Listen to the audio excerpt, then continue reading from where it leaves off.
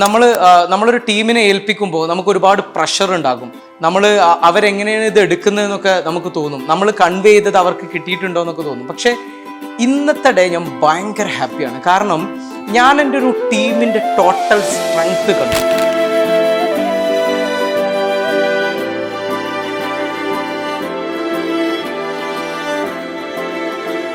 ഒരു ഗസ്റ്റ് വരുമ്പോൾ മറ്റേ ഗസ്റ്റ് അതിലൂടെ വരുമ്പോൾ നമ്മൾ വിചാരിക്കുമോ അവർക്ക് അങ്ങനെ ചെയ്തു കൊടുക്കണമായിരുന്നു.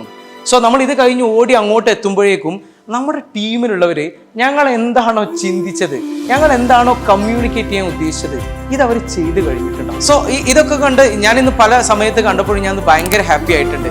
പിന്നെ നമ്മൾ അങ്ങനെയാണല്ലോ, മെൻഷൻ ചെയ്യാൻ പലപ്പോഴും മറന്നുപോകും. സോ ഔപചാരികതയാണെങ്കിലും ഈ സമയത്തല്ലാതെ ഞാൻ അവരോട് എപ്പോൾ പറയും.